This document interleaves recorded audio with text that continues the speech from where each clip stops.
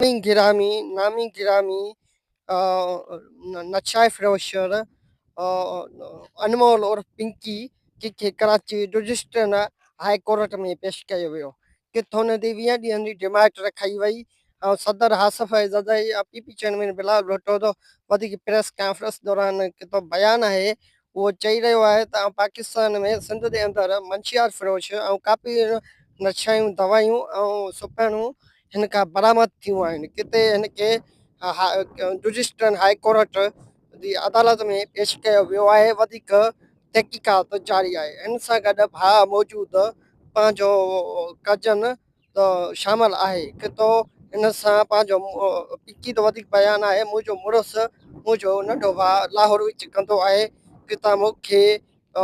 हिन कोर्ट में